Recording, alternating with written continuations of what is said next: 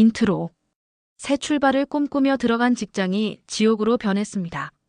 35세 사회복지사 윤지은은 어느 날 장부에서 이상한 숫자를 발견했어요. 가짜 환자 명단, 사라진 수십억 원, 그리고 자신을 향한 음모의 덫. 이사장은 그녀를 함정에 빠뜨리려 했죠. 하지만 지은은 물러서지 않았습니다. 목숨을 걸고 증거를 모았고 마침내 세상의 진실을 폭로했어요. 과연 그녀는 거대한 권력 앞에서 살아남을 수 있었을까요? 오늘 이야기 시작하기 전에 구독과 좋아요를 눌러주세요. 그럼 이야기 시작하겠습니다. PART1. 새 직장, 낯선 긴장. 윤지은은 출근길 버스에서 창밖을 내다봤습니다. 용인 외곽의 풍경이 스쳐 지나갔죠. 공무원 사직을 결심하기까지 오래 걸렸습니다. 복지행정과에서 서류만 보던 나날이 답답했어요. 현장에서 사람들과 직접 부딪히며 일하고 싶었습니다. 센터 정문 앞에서 지은은 건물을 올려다봤어요. 밝은 베이지색 외관에 깔끔한 유리창이 햇빛을 받아 빛났습니다. 로비에 들어서자 간호사 한 명이 다가왔어요. 지은 씨시죠? 기다렸어요. 저는 간호사 유정이에요. 안녕하세요. 잘 부탁드려요. 유정은 환하게 웃으며 센터 곳곳을 안내했습니다. 재활치료실은 넓고 장비도 최신형이었어요. 복도를 지나며 어르신들이 간병인과 이야기하는 소리가 들렸죠. 시설이 정말 좋네요. 이사장님이 투자를 많이 하셨어요. 지역에서 유명한 분이시죠. 지은은 고개를 끄덕였습니다. 사무실에 도착하자 중년의 남성이 자리에서 일어났어요. 정장 차림의 이사장 한도현이었습니다. 윤지은 씨, 어서 오세요. 이력서 봤는데 공무원 경력이 인상적이더군요. 감사합니다. 열심히 배우겠습니다. 한도현은 따뜻한 미소를 지으며 악수를 청했어요. 손이 약간 축축했습니다. 지은은 자리에 앉아 업무 설명을 들었죠. 우리 센터는 가족 같은 분위기를 중요하게 생각해요. 지은 씨 같은 젊은 인재가 필요했습니다. 최선을 다하겠습니다. 좋아요. 먼저 어르신들과 친해지는 게 중요해요. 그 다음엔 총무 업무를 맡아줬으면 합니다. 지은은 예상보다 빠른 발탁에 놀랐어요. 하지만 나쁘지 않았습니다. 책임감이 생기면 더 열심히 할 수 있을 것 같았죠. 며칠간 지은은 센터를 돌아다니며 환자들과 대화를 나눴습니다. 김할머니는 손을 꼭 잡으며 고마워했어요. 아가씨, 참 착하네. 우리 딸 같아. 할머니 불편한 거 있으면 언제든 말씀하세요. 오후엔 재활운동을 돕거나 식사를 챙겼습니다. 보람이 느껴졌어요. 공무원 시절엔 느낄 수 없던 감정이었죠. 한도연은 자주 지은을 불러 이야기를 나눴습니다. 센터 운영 방침이나 예산 집행에 대해 물었어요. 지은 씨는 행정 경험이 있으니까 장부 정리도 잘할 것 같아요. 네, 해보겠습니다. 다음 주부터 회계 서류 좀 봐줄 수 있겠어요? 지은은 흔쾌히 승낙했습니다. 일주일 뒤, 그는 회계실에서 장부를 펼쳤어요. 수입과 지출 항목이 빼곡했습니다. 기부금, 정부 지원금, 환자 부담금까지 다양했죠. 그런데 이상한 점이 눈에 들어왔습니다. 간병비 지출이 환자 수에 비해 많았어요. 지은은 계산기를 두드리며 다시 확인했습니다. 이건 좀 이상한데. 목록을 자세히 보니 중복된 이름이 여럿 있었어요. 같은 환자에게 2번 지급된 기록도 있었습니다. 지은은 유정에게 조심스럽게 물었죠. 유정 씨, 환자 명단 좀 볼 수 있을까요? 왜요? 장부랑 좀 대조해 보려고요. 유정은 잠시 망설이더니 파일을 건넸습니다. 지은은 이름을 하나씩 대조했어요. 장부에 있는 이름 중 일부는 실제 환자 명단에 없었습니다. 이 사람들은 누구지? 복도에서 간병인들이 낮은 목소리로 대화하는 소리가 들렸어요. 지은은 귀를 기울였습니다. 이사장님이 또 그러신데.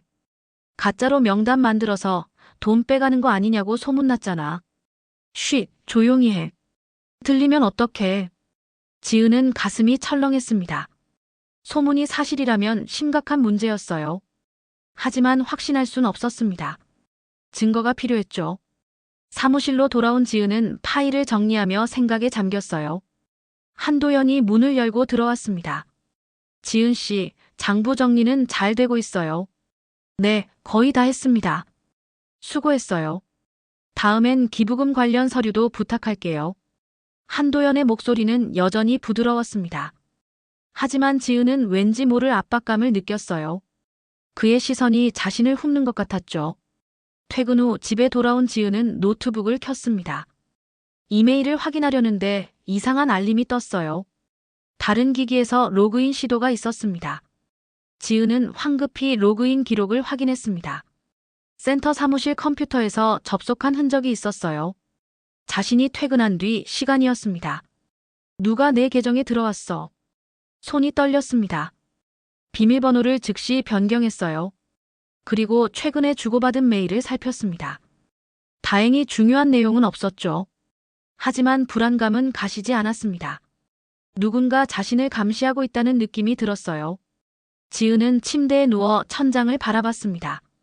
괜찮을 거야. 그냥 실수겠지. 스스로를 달래봤지만 마음이 편치 않았어요.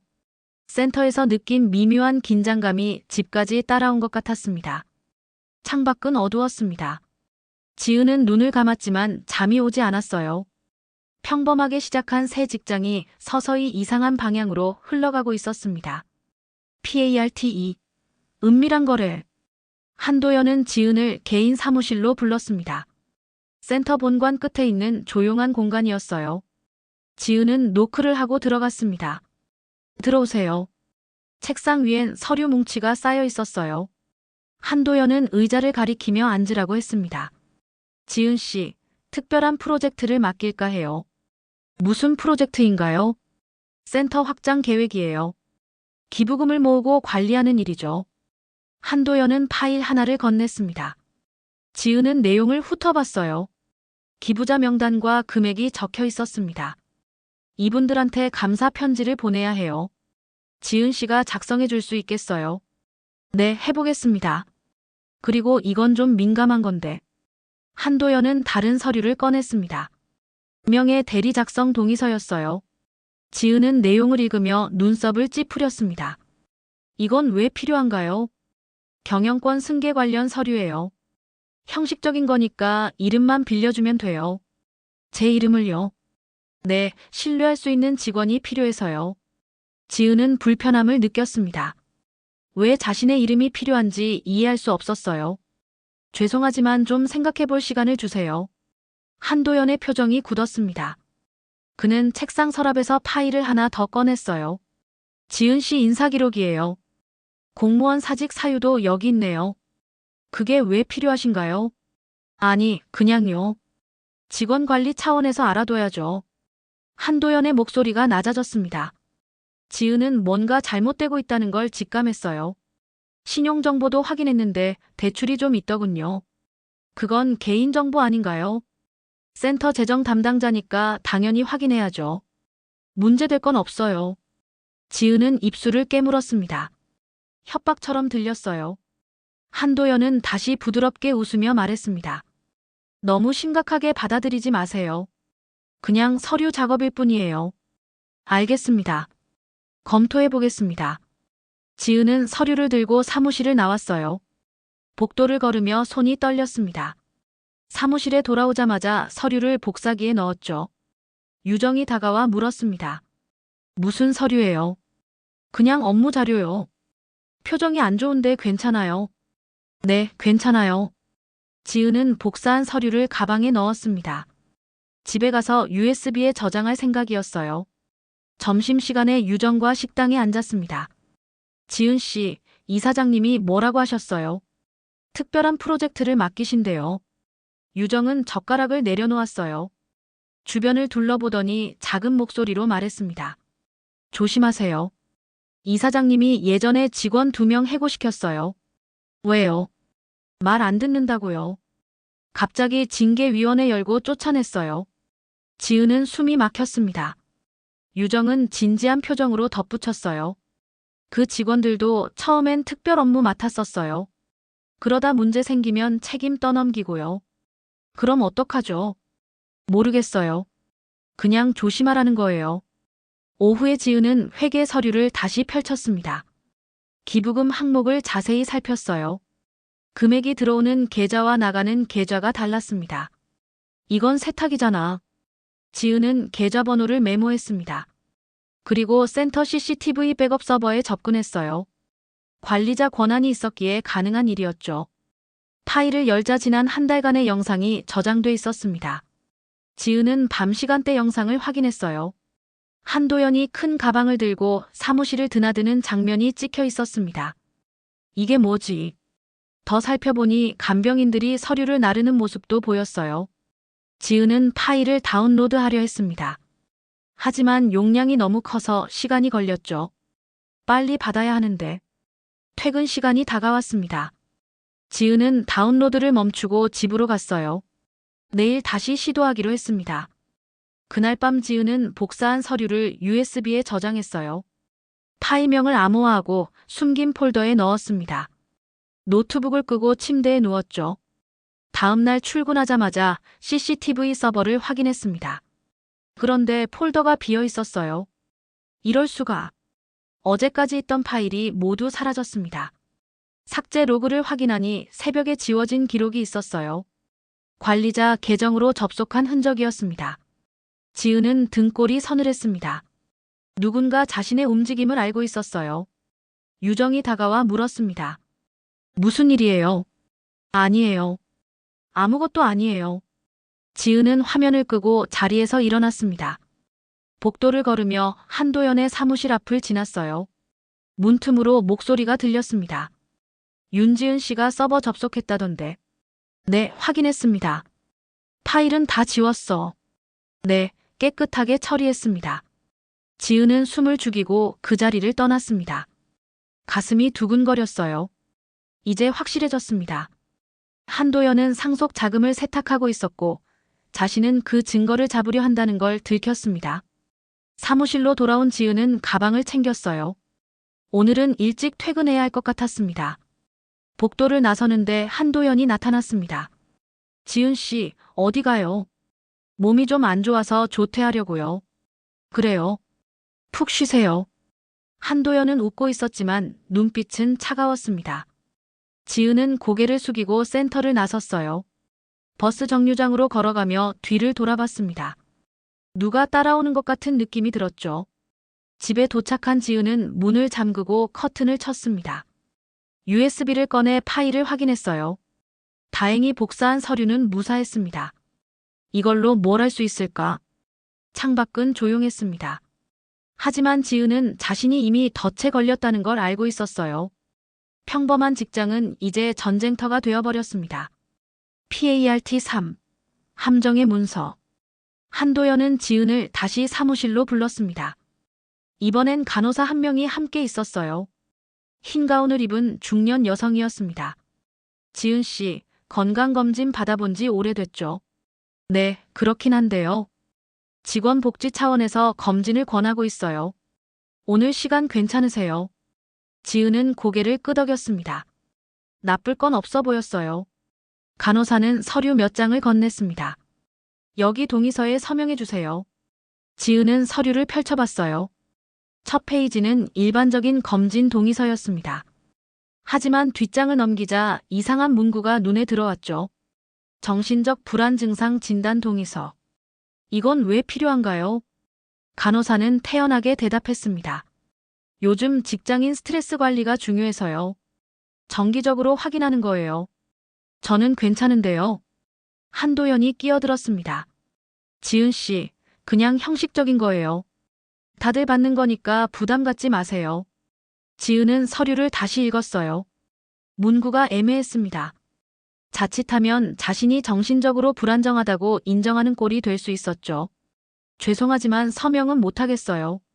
한도연의 얼굴이 굳었습니다. 간호사는 어색하게 웃으며 서류를 거뒀어요. 그럼 일단 보류하죠. 네, 그렇게 해주세요. 지은은 자리에서 일어났습니다. 사무실을 나서는데 한도연이 날카롭게 말했어요. 지은 씨, 협조적이지 않으면 곤란해요. 업무는 성실하게 하고 있습니다. 그게 문제가 아니에요. 지은은 문을 닫고 나왔습니다. 복도를 걸으며 가슴이 두근거렸어요. 함정이 분명했습니다. 며칠 뒤 인사팀에서 연락이 왔습니다.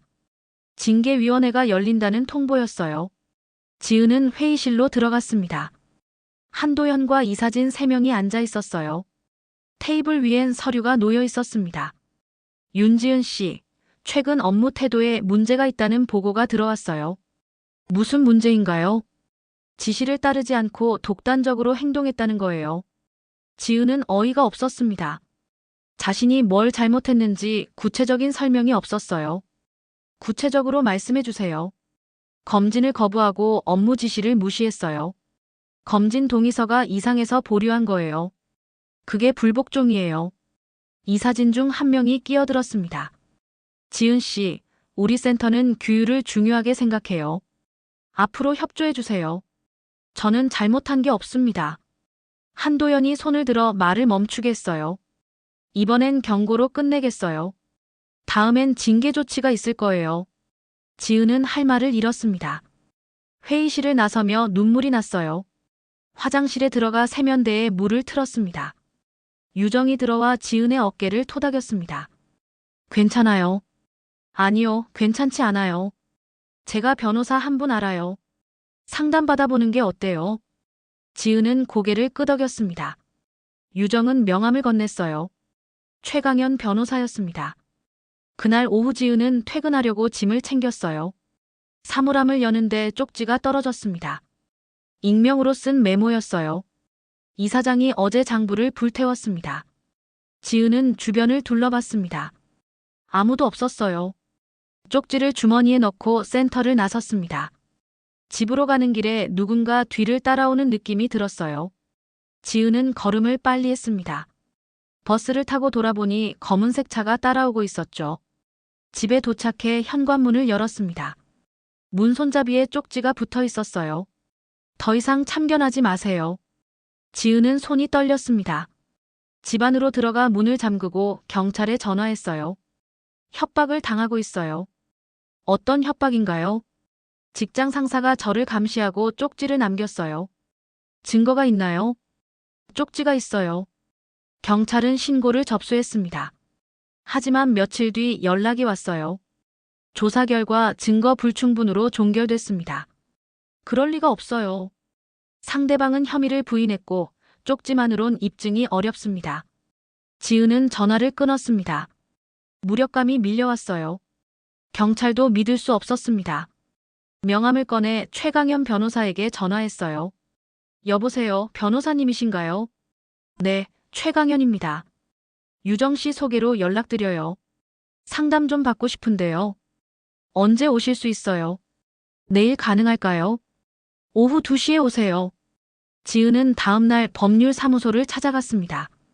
최 변호사는 40대 중반의 차분한 인상이었어요. 무슨 일이세요? 지은은 지금까지의 일을 모두 설명했습니다. USB에 저장한 서류도 보여줬어요. 최 변호사는 꼼꼼히 검토했습니다. 이건 명백한 횡령이네요. 어떻게 해야 하죠? 내부 고발을 해야 해요. 감사원에 제보하는 게 가장 확실합니다. 그럼 저는 어떻게 되나요? 보호받을 수 있어요. 공익신고자 보호법이 있으니까요. 지은은 고개를 끄덕였습니다. 최 변호사는 메모를 하며 말했어요. 증거를 더 모아야 해요. 증언해줄 사람도 필요하고요. 알겠습니다. 조심하세요. 상대가 위험할 수 있어요. 지은은 사무소를 나섰습니다. 결심이 섰어요. 이제 물러설 수 없었습니다. USB를 꼭 쥐고 집으로 돌아가며 생각했죠. 싸움은 이제 시작이었습니다. PART4. 침묵을 깨는 폭로. 지은은 퇴직한 간호사를 만나기 위해 카페에 앉아 있었습니다. 김 간호사는 60대 초반의 여성이었어요. 유정이 연락처를 알려줬죠. 지은 씨, 유정이한테 이야기 들었어요. 도움이 필요해요. 센터에서 무슨 일이 있었는지 증언해 주실 수 있나요? 김 간호사는 잠시 망설이다 입을 열었습니다. 이사장이 가짜 환자 명단을 만들었어요. 저한테 서류 작성을 시켰죠. 그럼 그 돈은 어디로 갔어요? 개인 계좌로 빼돌렸어요. 제가 거절하니까 해고시켰고요. 지은은 녹음기를 켰습니다. 김 간호사는 고개를 끄덕이며 계속 말했어요. 다른 직원들도 알고 있었어요. 하지만 다들 입 다물었죠. 증언해 주실 수 있으세요? 물론이에요. 이젠 참을 수 없어요. 지은은 감사의 인사를 하고 카페를 나섰습니다. 다음 날엔 전직 회계 담당을 만났어요. 그 역시 비슷한 이야기를 했습니다. 장부를 조작하라는 지시를 받았어요. 거부하니 압박이 들어왔죠. 어떤 압박이요? 가족을 건드린다고 협박했어요. 그래서 그만뒀죠. 지은은 모든 증언을 정리했습니다. USB에 있는 서류와 녹취 파일을 묶어 제보서를 작성했어요. 최 변호사의 도움을 받아 문구를 다듬었습니다. 이제 감사원에 보내면 돼요. 익명으로 보낼 수 있나요? 네, 가능해요. 지은은 제보서를 우편으로 발송했습니다. 며칠간은 조용했어요. 하지만 일주일 뒤 이상한 일이 벌어졌습니다. 퇴근하고 집에 오니 현관 앞에 한도연이 서 있었어요. 지은은 깜짝 놀라 뒤로 물러섰습니다. 어떻게 여길 알고 오셨어요? 지은 씨, 우리 이야기 좀 해요. 할 말 없어요. 한도연은 계단에 기대며 말했습니다. 증거를 없애면 복직시켜 줄게요. 무슨 소리예요? USB 있잖아요. 그거 내놔요. 지은은 핸드폰을 꺼내 녹음을 시작했습니다. 한도연은 눈치채지 못했어요. 그냥 잊고 살아요. 돈도 줄게요. 전 돈이 필요 없어요. 그럼 어쩔 수 없네요. 한도연은 협박조로 덧붙였습니다. 지은 씨 가족도 조용하지 못할 거예요.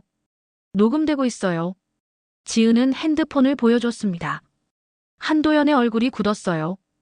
그는 황급히 계단을 내려갔습니다. 집에 들어온 지은은 녹음 파일을 즉시 클라우드에 업로드했어요. USB 사본도 만들어 다른 곳에 보관했습니다. 그날 밤 지은은 잠을 이루지 못했습니다. 핸드폰이 울렸어요. 최 변호사였습니다. 지은 씨, 지금 집에 있어요. 네, 왜요? 센터에 급습이 들어갔대요. 정말이요? 감사원이 움직였어요. 조심하세요. 전화를 끊고 뉴스를 켰습니다. 속보가 떴어요. 용인 소재 사립재활센터 비리 의혹, 감사원 조사 착수. 지은은 화면을 뚫어지게 봤습니다. 드디어 시작됐어요. 다음 날 새벽 한도연의 측근들이 센터 사무실을 급습했습니다. CCTV 서버를 파괴하려 했죠. 하지만 이미 늦었습니다. 서버는 서울 본사와 자동 백업 시스템으로 연결돼 있었어요. 모든 영상이 실시간으로 복제되고 있었습니다. 감사원 직원들이 센터에 도착했어요. 한도연은 도주를 시도했지만 공항에서 체포됐습니다. 뉴스는 실시간으로 상황을 중계했어요. 지은은 경찰 보호를 받으며 조사실로 향했습니다. 최 변호사가 동행했어요. 긴장하지 마세요. 진실만 말하면 돼요. 네, 알겠습니다. 조사관은 지은에게 차분히 물었습니다. 언제부터 비리를 알았나요? 입사한 지 한 달 뒤부터요. 왜 바로 신고하지 않았어요? 증거가 필요했어요. 그리고 협박도 받았고요. 지은은 USB와 녹취 파일을 제출했습니다. 조사관은 꼼꼼히 검토했어요. 이 자료들이 결정적이에요. 수고하셨어요. 감사합니다. 조사가 끝나고 지은은 밖으로 나왔습니다. 기자들이 몰려들었어요. 윤지은 씨 맞으세요? 내부 고발자가 본인이에요. 지은은 고개를 숙이고 차에 올랐습니다. 최 변호사가 기자들을 막아섰어요. 질문은 나중에 받겠습니다. 차 안에서 지은은 창밖을 바라봤습니다. 모든 게 빠르게 돌아가고 있었어요. 싸움은 이제 법정으로 옮겨갈 참이었습니다. 집에 돌아온 지은은 소파에 주저앉았습니다. 유정이 전화를 걸어왔어요. 지은 씨, 뉴스 봤어요. 괜찮아요. 네, 괜찮아요. 정말 대단해요. 용기 내줘서 고마워요. 유정 씨 덕분이에요. 전화를 끊고 지은은 눈을 감았습니다. 판이 뒤집혔어요. 하지만 진짜 심판은 이제 시작이었습니다. PARTO, 공범들의 붕괴. 감사 결과 발표가 있던 날 기자회견장은 사람들로 가득 찼습니다. 감사원 관계자가 단상에 올라 보고서를 펼쳤어요. 한도연 이사장은 기부금 수십억 원을 횡령했습니다. 카메라 플래시가 터졌습니다. 관계자는 계속 설명했어요. 가짜 환자 명단을 만들어 정부 지원금을 부정수급했고 개인 계좌로 빼돌렸습니다. 지은은 집에서 생중계를 봤습니다. 화면 속 한도연은 고개를 숙이고 있었어요. 이 사진 3명도 공범으로 확인됐습니다. 3명의 얼굴이 화면에 떴습니다. 부이사장, 총무이사, 재무이사였어요. 모두 체포됐다는 자막이 나왔습니다. 다음 날 지은은 검찰 조사를 받으러 갔습니다. 대기실에서 최 변호사를 만났어요. 오늘은 형식적인 절차예요. 걱정 마세요. 네, 알겠습니다. 조사실로 들어가자 검사가 기다리고 있었습니다. 윤지은 씨, 앉으세요. 감사합니다. 검사는 파일을 넘기며 물었습니다. 한도연이 조사 중에 이상한 진술을 했어요. 무슨 진술이요? 윤지은 씨가 문서 조작에 가담했다고 했어요. 지은은 황당했습니다. 검사는 손을 들어 진정시켰어요.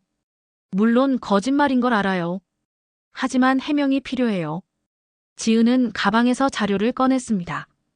이메일 로그와 복사본 원본이었어요. 제가 모든 서류를 복사한 날짜가 여기 있어요. 확인해보니 한도연의 지시가 먼저였네요. 네, 저는 증거를 확보하려고 복사한 거예요. 검사는 고개를 끄덕였습니다. 자료를 검토하더니 만족스러운 표정을 지었어요. 이 자료면 충분해요. 윤지은 씨는 무혐의예요. 지은은 안도의 한숨을 쉬었습니다. 조사실을 나서며 최 변호사가 어깨를 두드렸어요. 잘했어요. 이제 재판만 남았어요. 며칠 뒤 추가 증거가 공개됐습니다.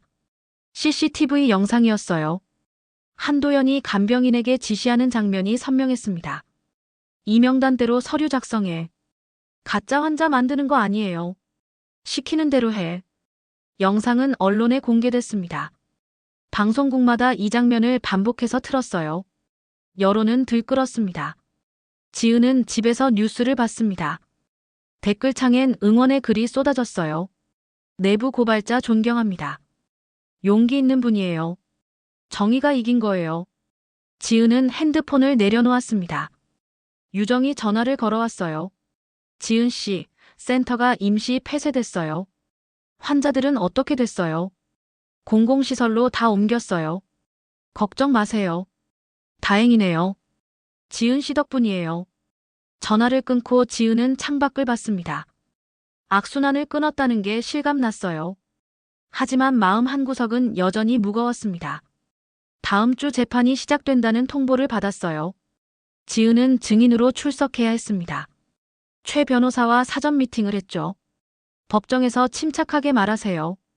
네, 준비했어요. 피고 측 변호인이 공격적일 수 있어요. 괜찮아요. 진실만 말할 거예요. 최 변호사는 미소 지었습니다. 잘할 거예요. 믿어요. 재판날이 다가오자 지은은 긴장됐습니다. 거울 앞에서 옷을 입으며 심호흡을 했어요. 법정에 서는 건 처음이었습니다. 법원 앞엔 이미 기자들이 모여 있었어요. 지은은 모자를 눌러쓰고 안으로 들어갔습니다. 방청석은 사람들로 꽉 찼죠. 한도연이 피고석에 앉아 있었습니다. 지은과 눈이 마주쳤어요. 한도연은 외면했습니다. 재판장이 입장하며 모두 자리에서 일어났습니다. 본격적인 심판이 시작되려 하고 있었어요. 지은은 가슴이 두근거렸습니다. 이제 정의가 실현될 차례였습니다. PART 6. 법정의 진실. 재판장이 자리에 앉으며 정숙을 요구했습니다. 방청객들이 조용해졌어요. 검사가 일어나 기소장을 낭독했습니다. 피고 한도연은 기부금 횡령, 보조금 부정수급, 직원 협박 등 총 23가지 혐의로 기소됐습니다. 한도연은 고개를 숙인 채 아무 반응이 없었어요. 피고 측 변호인이 일어섰습니다. 재판장님, 피고는 혐의를 부인합니다. 근거를 제시하시죠. 내부 고발자가 조작한 자료일 가능성이 있습니다. 방청석이 술렁거렸습니다. 검사가 반박했어요. 증거는 복수의 경로로 확보됐습니다. 조작 가능성은 없어요. 재판장은 검사에게 증거 제시를 요청했습니다. 스크린에 CCTV 영상이 재생됐어요. 한도연이 돈다발을 나르는 장면이었습니다. 이건 센터 사무실 영상입니다. 한도연이 직접 현금을 운반하고 있어요. 화면 속 한도연은 주변을 살피며 가방을 챙겼습니다. 방청석에서 한숨 소리가 들렸어요. 다음은 계좌 추적 기록이 공개됐습니다. 센터 계좌에서 한도연 개인 계좌로 송금된 내역이 수십 건이었어요. 총 금액은 60억 원에 달합니다. 재판장은 서류를 검토하며 고개를 끄덕였습니다. 피고 측 변호인은 당황한 표정이었어요. 지은이 증인으로 호출됐습니다. 선서대 앞에 서서 손을 들었어요. 양심에 따라 진실만을 말할 것을 선사합니다. 재판장이 물었습니다. 증인은 어떻게 비리를 알게 됐나요? 입사 후 장부를 정리하다가 이상한 점을 발견했어요. 구체적으로 설명해 주세요. 지은은 차분히 답했습니다. 환자 수보다 간병비 지출이 많았어요. 가짜 환자 명단이 있었죠. 그 후 어떻게 했나요? 서류를 복사해서 USB에 저장했어요. 검사가 추가 질문을 했습니다. 피고에게 협박을 받은 적이 있나요? 네, 여러 번 있었어요. 지은은 녹음 파일을 제출했습니다. 법정에 한도연의 목소리가 울려 퍼졌어요. 증거를 없애면 복직시켜 줄게요. 그냥 잊고 살아요. 돈도 줄게요. 방청석이 다시 술렁거렸습니다. 한도연은 고개를 더 숙였어요. 피고 측 변호인이 반대 신문을 시작했습니다. 증인은 개인적인 원한이 있었던 거 아닌가요? 아니요. 저는 정의를 실현하고 싶었을 뿐이에요. 하지만 증인도 서류 작업에 참여했죠. 강요에 의한 거였어요. 저는 거절했고 징계를 받았습니다. 변호인은 더 이상 질문하지 못했습니다. 재판장이 증인석을 내려가라고 했어요. 다음 증인은 김 간호사였습니다. 그는 떨리는 목소리로 증언했어요. 이사장이 가짜 서류를 만들라고 시켰어요. 거절하니 해고당했습니다. 다른 직원들도 알고 있었나요? 네, 하지만 다들 무서워서 말 못했어요. 전직 회계 담당도 비슷한 증언을 했습니다. 모두 한도연의 지시를 받았다고 말했어요. 재판은 며칠간 이어졌습니다. 검찰은 추가 증거를 계속 제출했어요. 센터 이사진 3명도 공범으로 출석했습니다. 부이사장은 자백했습니다. 저도 지시를 따른 것뿐이에요. 누구의 지시였나요? 한도연 이사장이요. 재판장은 엄숙한 표정으로 기록을 남겼습니다. 피고 측은 감형을 요청했어요. 피고는 센터 발전을 위해 헌신했습니다. 하지만 재판부는 받아들이지 않았습니다. 개인의 이익을 위해 공공의 재산을 횡령한 중대 범죄입니다. 최후 변론에서 검사가 일어섰습니다. 피고는 약자를 이용해 부를 축적했습니다. 엄벌이 필요해요. 한도연도 최후 진술 기회를 받았어요. 그는 떨리는 목소리로 말했습니다. 잘못했습니다. 용서해 주세요. 하지만 방청석에선 냉소가 터져나왔습니다. 재판장이 정숙을 요구했어요. 판결 선고일이 정해졌습니다. 법정을 나서며 지은은 기자들에게 둘러싸였어요. 소감이 어떠세요? 진실이 밝혀져서 다행이에요. 앞으로 계획은요? 지은은 잠시 생각하다 입을 열었습니다. 정의는 누가 대신 세워주는 게 아니에요. 기자들은 그 말을 받아 적었습니다. 지은은 차에 올라 법원을 떠났어요. 창밖으로 가을 햇살이 비쳤습니다. 진실은 이제 모두에게 전해졌어요. 판결만 남았습니다. PART 7. 정의의 판결. 판결 선고일 아침 법원 앞은 인파로 붐볐습니다. 방송국 중계차가 줄지어 서 있었어요. 지은은 모자를 눌러쓰고 법원 안으로 들어갔습니다. 최 변호사가 로비에서 기다리고 있었어요. 준비됐어요. 네, 떨리긴 하지만 괜찮아요. 오늘이 마지막이에요. 힘내세요. 법정 안은 이미 사람들로 가득 찼습니다. 방청객들은 숨죽이며 재판장을 기다렸어요. 한도연이 피고석에 앉았습니다. 얼굴은 수척했고 눈빛은 흐려져 있었죠. 재판장이 입장했습니다. 모두 일어서서 예를 표했어요. 재판장은 판결문을 펼쳤습니다. 피고 한도연에 대한 판결을 선고하겠습니다. 법정이 고요해졌습니다. 재판장은 천천히 읽어 내려갔어요. 피고는 기부금 횡령, 보조금 부정수급, 직원 협박 등의 혐의로 기소됐습니다. 증거 자료를 종합한 결과 모든 혐의가 인정됩니다. 방청석에서 작은 탄성이 터져 나왔습니다. 재판장은 계속 말했어요. 피고는 공익을 저버리고 개인의 이익만을 추구했습니다. 약자를 이용한 범죄는 결코 용납될 수 없습니다. 한도연은 고개를 숙인 채 떨고 있었어요. 재판장이 마지막 문장을 읽었습니다. 피고 한도연에게 징역 25년을 선고합니다. 법정이 술렁거렸습니다. 한도연은 그 자리에 주저앉았어요. 피고 측 변호인이 부축했습니다. 재판장은 추가로 선고했습니다. 부정축제한 재산은 전액 몰수하고 지역복지기금으로 환수합니다. 박수 소리가 터져 나왔습니다. 재판장이 망치를 두드렸어요. 공범인 이사진 3명에 대한 판결도 선고하겠습니다. 부이사장은 징역 15년, 총무이사와 재무이사는 각각 10년을 선고받았습니다. 모두 법정에서 연행됐어요. 지은은 방청석에서 눈물을 흘렸습니다. 옆에 앉은 유정이 손을 잡아줬어요. 해냈어요. 정말 해냈어요. 믿기지 않아요. 법정을 나서자 기자들이 몰려들었습니다. 플래시가 터지고 질문이 쏟아졌어요. 윤지은 씨, 소감 한마디 부탁드려요. 정의가 실현돼서 다행이에요. 앞으로 계획은 어떻게 되세요? 평범하게 살고 싶어요. 최 변호사가 기자들을 막아섰습니다. 지은은 차에 올라 법원을 떠났어요. 며칠 뒤 센터 재편 소식이 들렸습니다. 공공기관으로 전환된다는 발표가 났어요. 새로운 사회복지 시스템이 도입될 예정이었습니다. 지은은 집에서 뉴스를 봤습니다. 리포터가 센터 앞에서 중계하고 있었어요. 이곳은 이제 투명하게 운영될 예정입니다. 내부 고발로 시작된 정의가 결실을 맺었어요. 지은은 채널을 돌렸습니다. 다른 방송국도 같은 소식을 전하고 있었어요. 댓글창엔 응원의 글이 넘쳤습니다. 공익신고자 보호법에 따라 지은의 신원은 비공개로 유지됐습니다. 언론은 그를 정의의 사회복지사라고 불렀어요. 한편 한도연을 옹호하던 지역 정치인들도 조사를 받게 됐습니다. 뇌물수수 혐의가 드러났죠. 여론은 철저한 수사를 요구했어요. 법정 기록은 대학 교재에 수록됐습니다. 공익신고 모범 사례로 선정된 거예요. 지은은 교수 한 명에게서 연락을 받았습니다. 특강을 부탁드리고 싶은데요. 죄송하지만 어려울 것 같아요. 그럼 자료만 제공해 주실 수 있나요? 그건 가능해요. 지은은 USB 복사본을 보냈습니다. 학생들이 배울 수 있다면 의미 있는 일이었어요. 유정이 전화를 걸어왔습니다.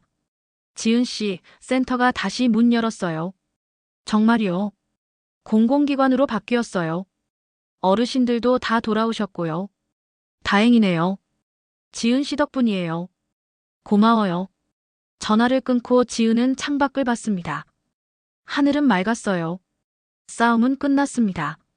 이제 새로운 시작을 준비할 때였죠. 지은은 거울을 보며 미소 지었습니다. 평범하게 일하고 싶었던 그의 바람은 이루어질 것 같았어요. 하지만 이 경험은 평생 잊지 못할 거라는 걸 알았습니다. 개인의 생존을 넘어 사회의 구조를 바꿨다는 사실이 자랑스러웠어요. 지은은 노트북을 열고 이력서를 작성하기 시작했습니다. 다시 현장으로 돌아갈 준비였죠. 정의는 멀리 있지 않았습니다. 용기 있는 한 사람의 선택이 모든 걸 바꿨어요. 그 사실을 증명했습니다. PART 8. 새로운 시작. 계절이 바뀌어 봄이 왔습니다. 지은은 국립사회복지센터 면접장에 앉아 있었어요. 면접관 3명이 서류를 검토하고 있었습니다. 윤지은 씨, 특별한 경력이 있으시네요. 네, 공익신고를 한 적이 있습니다. 용기 있는 결정이었어요. 우리 센터에 필요한 인재예요. 면접은 순조롭게 진행됐습니다. 며칠 뒤 합격 통보를 받았어요. 감사실 소속이었습니다. 지은은 출근 준비를 하며 거울을 봤습니다. 힘들었던 시간이 스쳐갔어요. 하지만 이제 당당했습니다. 센터는 서울 중심가에 있었습니다. 건물은 현대적이고 깔끔했어요. 지은은 로비에서 신분증을 받았습니다. 감사실로 올라가자 팀장이 반갑게 맞이했습니다. 어서 오세요. 기대하고 있었어요. 잘 부탁드려요. 지은 씨 경험이 우리한테 큰 도움이 될 거예요. 자리에 앉아 업무를 시작했습니다. 지은은 후배들에게 기록과 증거의 중요성을 가르쳤어요. 증거가 없으면 아무것도 할 수 없어요. 어떻게 수집해야 하나요? 항상 복사본을 만들고 여러 곳에 저장하세요. 후배들은 고개를 끄덕이며 메모했습니다. 지은은 자신의 경험을 나누는 게 보람 있었어요. 점심시간에 언론사에서 연락이 왔습니다. 인터뷰 요청이었어요. 죄송하지만 인터뷰는 거절하겠습니다. 이유를 여쭤봐도 될까요? 저는 조용히 일하고 싶어요. 기자는 아쉬워하며 전화를 끊었습니다. 지은은 핸드폰을 내려놓았어요. 주목받는 건 원하지 않았습니다. 퇴근 후 지은은 봉사센터로 향했습니다. 어르신들에게 식사를 나눠드리는 활동이었어요. 김할머니가 손을 잡으며 말했습니다. 아가씨, 참 착해. 고마워. 할머니, 맛있게 드세요. 봉사는 지은에게 위안이 됐습니다. 평범한 일상 속에서 보람을 찾았어요. 한편 한도연의 가족은 해외로 도피했습니다. 하지만 재산은 모두 동결됐어요. 뉴스는 그들이 궁핍하게 살고 있다고 전했습니다. 센터는 윤지은관으로 이름이 바뀌었습니다. 재개원식 초대장이 집으로 배달됐어요. 지은은 초대장을 읽으며 고민했습니다. 갈까 말까? 결국 참석하지 않기로 했습니다. 주목받는 건 부담스러웠어요. 대신 축하 화환을 보냈습니다. 재개원 당일 지은은 집에서 뉴스를 봤습니다. 며칠 뒤 우편함에 편지 뭉치가 들어있었습니다. 센터 환자들이 보낸 손편지였어요. 지은은 하나씩 펼쳐 읽었습니다. 고마워요. 건강하게 지내세요. 지은은 편지를 읽으며 미소 지었습니다. 눈물이 났어요. 힘들었던 시간이 보상받는 기분이었습니다. 창문을 열자 봄바람이 들어왔습니다. 지은은 편지를 가슴에 안았습니다. 복도에선 센터 환자들의 웃음소리가 들렸습니다. 평화로운 일상이 돌아온 거예요. 지은의 싸움은 끝났지만 그 영향은 계속될 것입니다. 지은은 책상에 앉아 다이어리를 펼쳤습니다. 앞으로의 계획을 적었어요. 현장에서 더 많은 사람들을 돕고 싶었습니다. 이제 시작이야. 노트북을 켜고 업무 자료를 정리했습니다. 후배들에게 줄 교육 자료였어요. 지은은 자신의 경험이 누군가에게 도움이 되길 바랐습니다. 저녁이 되자 유정이 전화를 걸어왔습니다. 지은 씨, 오늘 저녁 어때요? 좋아요. 어디서 만날까요? 센터 근처 카페로 와요. 두 사람은 카페에서 만나 이야기를 나눴습니다. 유정은 센터가 많이 달라졌다고 말했어요. 이제 투명하게 운영돼요. 직원들도 안심하고 일해요. 다행이네요. 지은 씨가 바꿔놓은 거예요. 아니에요. 다들 함께한 거죠. 카페를 나서며 지은은 밤하늘을 올려다봤습니다. 별이 반짝이고 있었어요. 고통을 지나 평화에 도달한 기분이었습니다. 집으로 돌아가는 길에 지은은 생각했습니다. 정의는 멀리 있지 않았어요. 용기 있는 한 사람의 선택이 세상을 바꿀 수 있었습니다. 현관문을 열고 들어서자 편지들이 눈에 들어왔습니다. 지은은 편지를 다시 읽으며 웃었어요. 그의 삶은 이제 증거로 남았습니다. 정의와 평화의 증거였습니다. 지은은 침대에 누워 눈을 감았어요. 내일은 또 다른 하루가 시작될 것입니다. 평범하지만 의미 있는 하루였죠. 창밖으로 봄 햇살이 비쳤습니다. 복도엔 환한 웃음이 울려 퍼졌어요. 지은의 이야기는 끝났지만 그가 남긴 용기는 계속 이어질 것입니다.